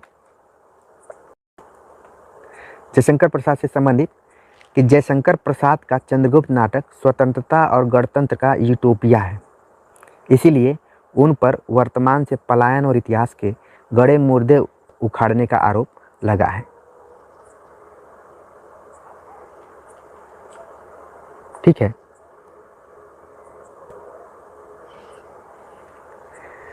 जयशंकर प्रसाद का चंद्रगुप्त नाटक स्वतंत्रता और गणतंत्र का यूटोपिया, ये क्या है? सही है। इसलिए उन पर वर्तमान से पलायन और इतिहास के गड़े मुर्दे उखाड़ने का सही आरोप लगा है। क्या है? गलत है। इसका जो सही जवाब है यहाँ पर ए सही है और आर गलत है। ठीक है, प्रेमचंद ने गड़े मुर्दे उखाड़ने का आरोप बातों ही बातों में, लेकिन इस हिसाब से स्थापना दी गई है कि स्वतंत्रता और गणतंत्र का यूटोपिया है, उस हिसाब से नीचे का जो तर्क दिया जा रहा है वो उतना सही नहीं है। अगला प्रश्न है कि मैथिली शरण गुप्त भारतीय संस्कृति के आख्याता हैं। तर्क दिया जा रहा है इसीलिए उनके काव्यों में आधुनिक दृष्टिबोध नहीं मिलता है।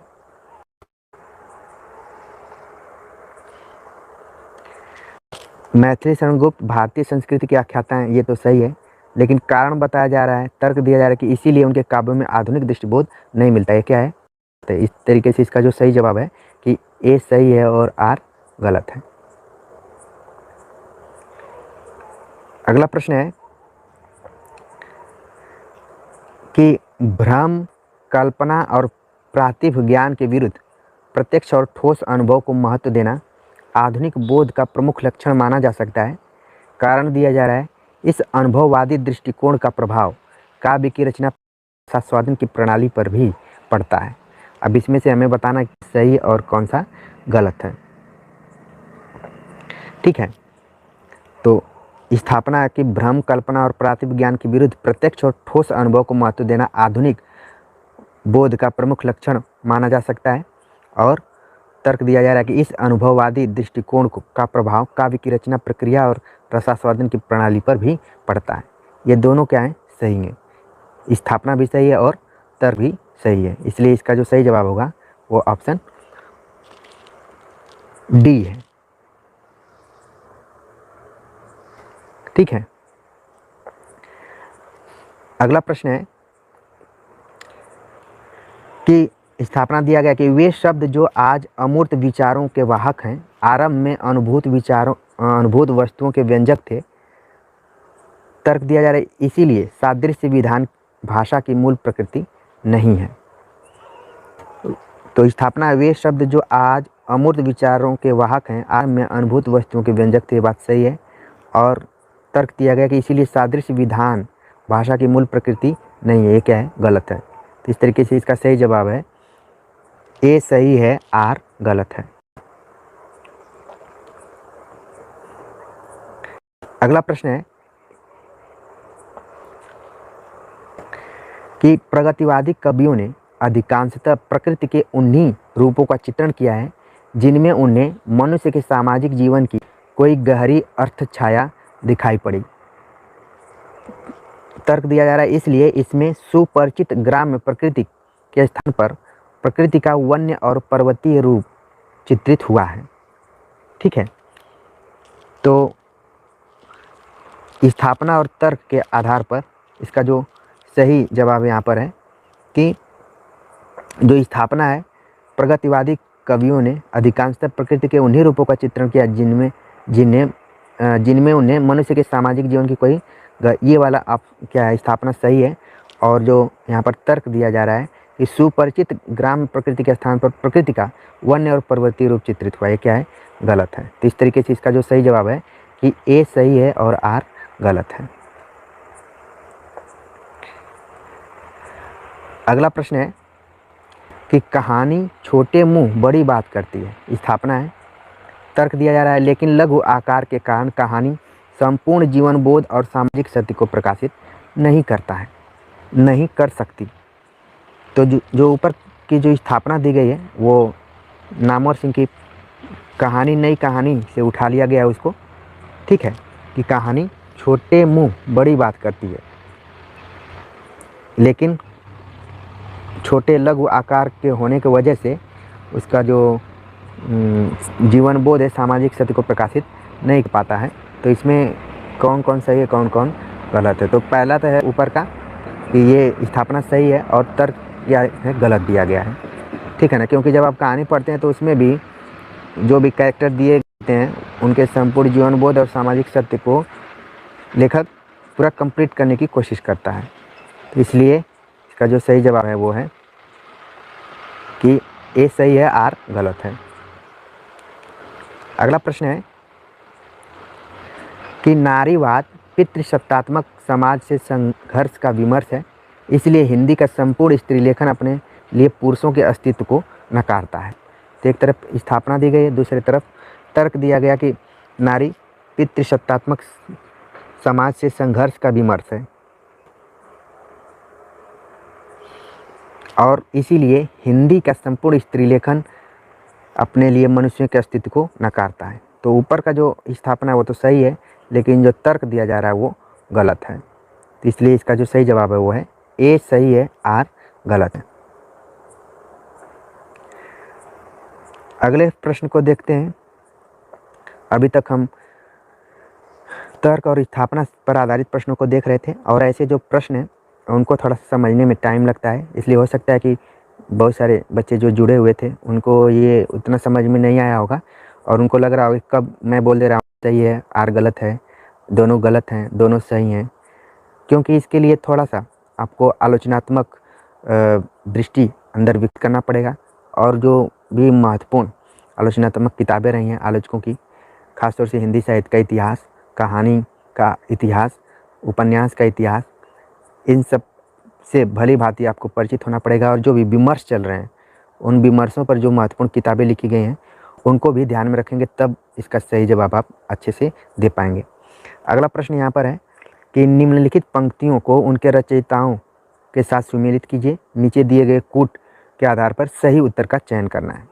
तो एक तरफ पंक्तियाँ दी गई हैं, दूसरी तरफ रचनाकारों का नाम दिया गया है, ठीक है। तो पंडिय सल सत्य बखाड़े, 9 लाख पात्र आगे नाचे, 12 बरिस ले कुकर जिए, बज्जे घोर निशान। तो इस तरीके के अगर प्रश्न आते हैं तो उसमें से एक दो पंक्तियां भी अगर आप पकड़ लेते हैं तो आप इसका सही जवाब दे सकते हैं, ठीक है ना। तो इसमें जैसे 9 लाख पात्र आगे नाचे हो गया गोरखनाथ, पंडिय सल सरप्पा, 12 बरिस ले जगनी, ठीक है, घोज चंद बरदाई।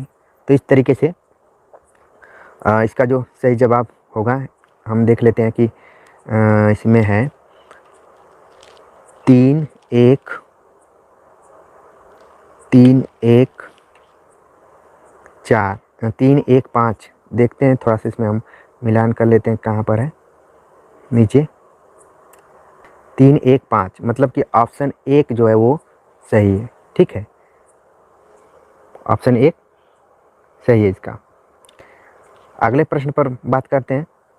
तो आप लोग जब इसको देख रहे होंगे तो जो पंक्तियाँ नहीं आपको याद आ रही होंगी उनको आप इसमें नोट कर लेते हैं, कर सकते हैं अपने नोटबुक में, बाकी जो याद आ रही हैं उसमें कोई दिक्कत नहीं। पंक्तियों पर आधारित ही यहाँ पर प्रश्न है कि जाके मुख माथा नाही नाहे रूप करूप, आओ मन जानी कबित अस किन्हा, मको यह रहत जगत मह चिन्हा, हरि हैं राजनीति पढ़ी आए, नमामि शमीशन निर्वाणम रूपम व्यापकम ब्रह्मवेद रूपम। तो इस तरीके से यहाँ पर दिया गया है। तो आप पंक्तियों को एक तरफ देखेंगे तुरंत आपको समझ में आ जाएगा। हरि हैं राजनीति पढ़ी आए क्या, सूरदास। तो सी का हम 2 देखते हैं कि किसमें ऑप्शन इसका सही है, सी का 2। तो आप देख रहे हैं कि सी का 2 ऑप्शन में दिखाई पड़ रहा है। तो इसका मतलब है कि 1-2 पंक्तियाँ और आपको मिलाना होगा। जाके मुख माथा नाही नाहि रूप करूप, तो ए का 3 कबीर। तो यहाँ पर आप देख रहे हैं कि जो चौथा ऑप्शन है यहाँ पर 3 1 2 5, 3 1 2 5, चौथा ऑप्शन यहाँ पर सही होना चाहिए, 3 1 2 5, 3 1 2 5, यानी कि जो डी ऑप्शन है नमामि शमीशान निर्वाण रूपम विभु विभुम व्यापकम ब्रह्म वेद रूपम, ये तुलसीदास का है। तो ये क्या हो गया, सही हो गया।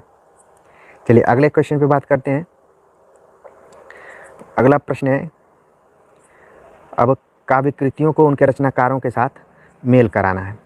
तो एक तरीके से आप सभी का रिवीजन हो रहा होगा, रिपीटेशन हो जाएगा, जिससे कि आप कब पता चल जाएगा कि आपने कितनी तैयारी ठीक से की है। रचनाओं का नाम दूसरी तरफ है, रचनाकारों का नाम अलंकार प्रकाश, अंग दर्पण, आलम केली, रतन हजारा। तो मिलान करना है इसमें। तो आलम केली, जैसा कि मैं रीतिकाल पर भी बनाया था, तुरंत मैंने बताया कि इनके नाम में छिपा हुआ है, तो आलम हो गए। अंग दर्पण, अंग दर्पण रसलीन, रतन हजारा भूषण। तो हम देखते हैं पहले कि बी का 1 और सी का 2, बी का 1 और सी का 2, क्योंकि इसमें क्या होता है कि जो मेल खा जाता है वही सही होता है। इसका सही जवाब है ये दूसरा, ठीक है। तो मतलब यहाँ पर है 5 1 2 4, 5 1 2 4। तो हम देख लेते हैं कि किसका किसका सही है। 5 1 2 4, 5 1 2 4, 4 रतन हजारा जो है वो रसनिधि का बताया जा रहा है, ठीक है। तो इस तरीके से अलंकार प्रकाश,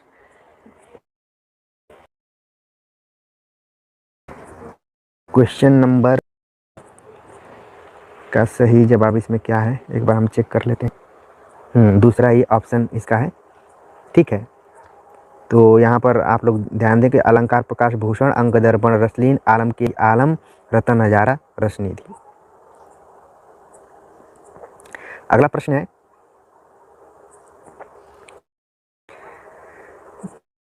बोलियों को उनके क्षेत्र के साथ सुमेलित कीजिए। तो भाषा विज्ञान से संबंधित प्रश्न आ गया कि बोलियों को उनके क्षेत्र के अनुसार हमें सुमेलित करना है। पश्चिमी पहाड़ी, मध्यवर्ती पहाड़ी, भोजपुरी, मगही। तो जिस इलाके के आप हैं, जहाँ की अच्छी जानकारी है, तुरंत ऐसे प्रश्नों को आप मिलान कर सकते हैं कि कौन कहाँ से है, ठीक है। तो इसका जो भोजपुरी वो क्या हो गया, सीधे सीधे गाजीपुर। मगही सीधे सीधे हो गया पटना, ठीक। तो हम देख लेते हैं कि सी का आईवी और डी का दूसरा, सी का आईवी और डी का दूसरा, यानी कि ऑप्शन ए जो है वही सही है। तो ए का तीसरा, बी का पहला, ये हम देख लेते हैं। यानी कि यहाँ पर पश्चिमी पहाड़ी जो है वो शिमला है, मध्यवर्ती पहाड़ी गढ़वाल है, भोजपुरी गाजीपुर हो गया, मगही पटना। तो इस तरीके से इसका सही जवाब जो नीचे हमने पहला बताया था वही होगा। अगला प्रश्न है कि निम्नलिखित रचनाओं को उनके रचनाकारों के साथ सुमेलित कीजिए। फिर से रचनाकार और रचनाएं आ गई यहाँ पर। एक तरफ दिया है अष्टयाम, वीर सिंह देवचरित, रसमंजरी, केलिकाल।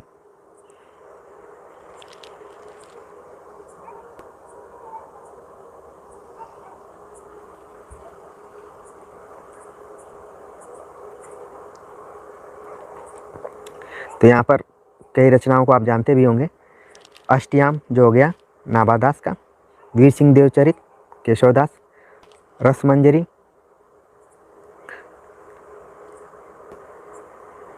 केलिकाल। तो यहाँ पर हम देख लेते हैं, इसका जो नीचे ऑप्शन भी दिया गया है उन ऑप्शन से भी आप मिला सकते हैं। तो ए का 2, बी का 3, सी का 5, डी का 1, 2 3 5 1, 2 3 5 1।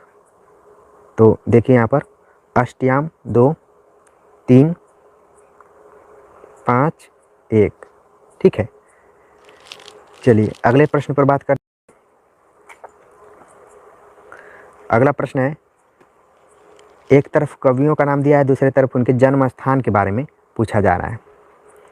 तो गुरु नानक, दादू दयाल, धर्मदास, सुंदरदास के बारे में यहाँ पर जिक्र किया गया है। तो जो आपको सबसे पहले आ रहा होगा उसको आपको मिलाना है, फिर नीचे जाकर आप मिला सकते हैं, क्योंकि यहाँ पर आपको स्क्रीन पर देखना है, लेकिन जब आपको कंप्यूटर बेस्ड एग्ज़ाम होगा वहाँ पर नीचे तुरंत ऑप्शन दिख जाएगा और अगर हार्ड कॉपी वाला एग्ज़ाम होगा तो वहाँ पर भी आप देख सकते हैं। तो सबसे पहले सुंदरदास दौसा, गुरु नानक तलवंडी जो कि बचपन से आप याद करते आ रहे हैं, दादू दयाल और धर्मदास।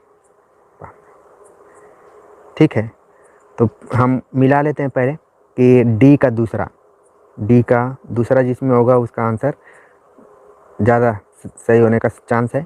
तो जो आपको चौथा ऑप्शन दिखाई पड़ रहा है कि ए का चौथा, बी का पहला, सी का तीसरा, डी का दूसरा।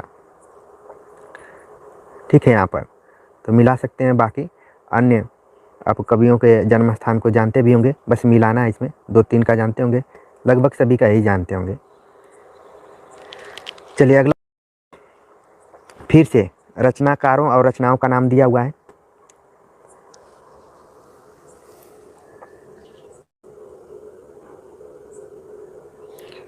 एक तरफ रचना भाषा भूषण सकता है कि ये किसका है, तो जो हमें पता है पहले उसको हम देखते हैं। पहले पता है हमें भाषा भूषण जो कि जसवंत सिंह का है। और भाषा भूषण जैसे मैं बोल रहा हूँ आपके दिमाग में तुरंत आना चाहिए कि ये किस तरीके का, कई बार ये, तो पहले हम देख लेते हैं। अगर भाषा भूषण ये हो गया जसवंत सिंह का, अलंकार पंचाशिका मोतीराम का,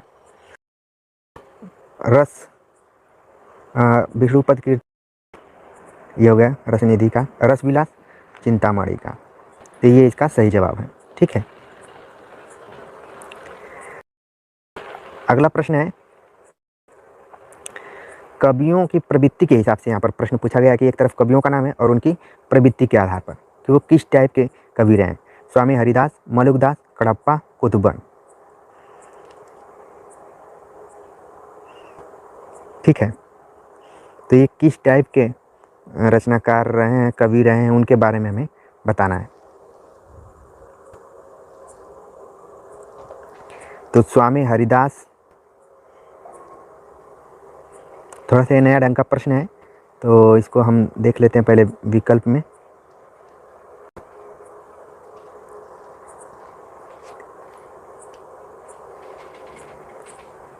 तो जो स्वामी हरिदास हैं वो हैं मधुरोपासक,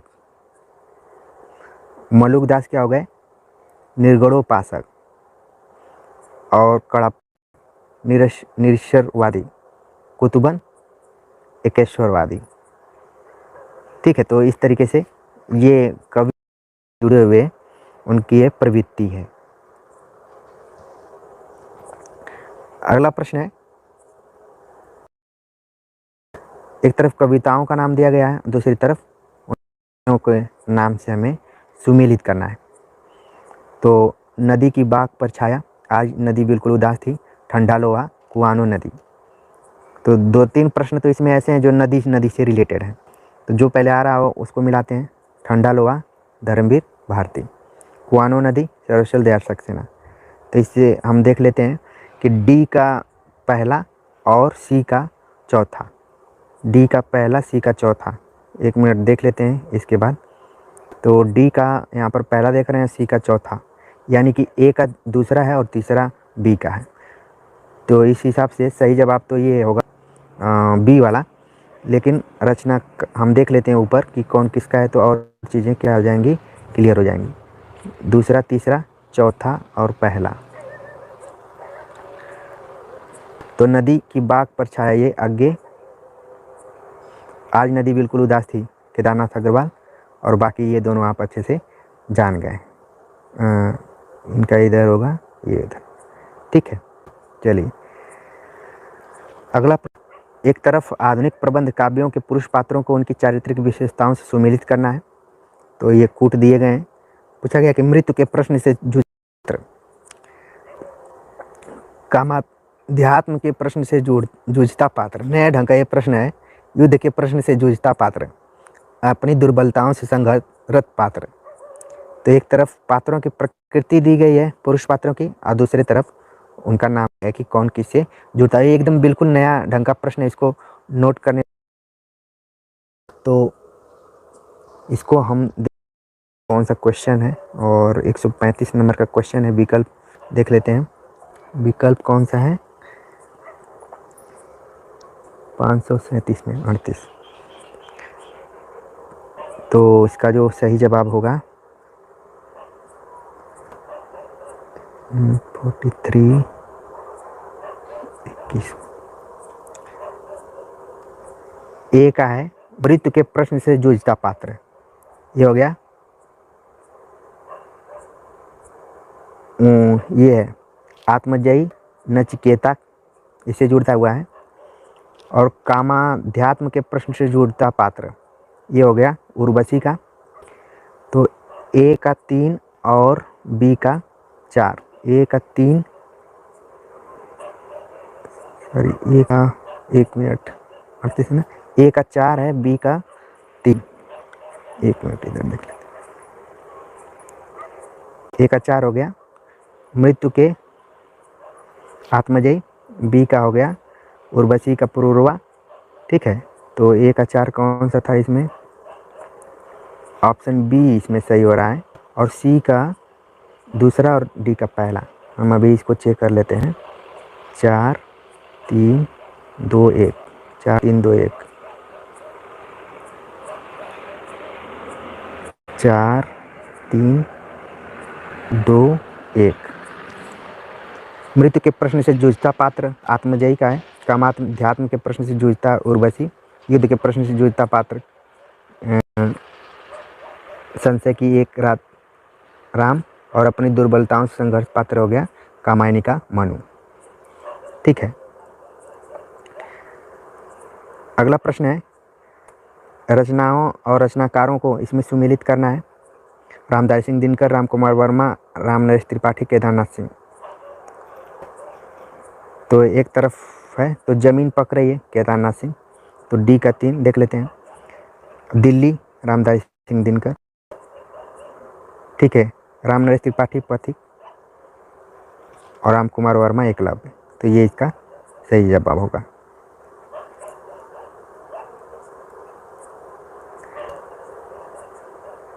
एक तरफ पंक्तियां दी गई हैं खूब, और दूसरी तरफ उनके रचनाकारों का नाम बताना है कि आचार्य रामचंद्र शुक्ल के अनुसार ये सब कथन दिए गए हैं। तो ये काफ़ी इम्पोर्टेंट प्रश्न आप सभी के लिए कि आचार्य रामचंद्र शुक्ल ने किसके बारे में क्या क्या कहा हुआ है।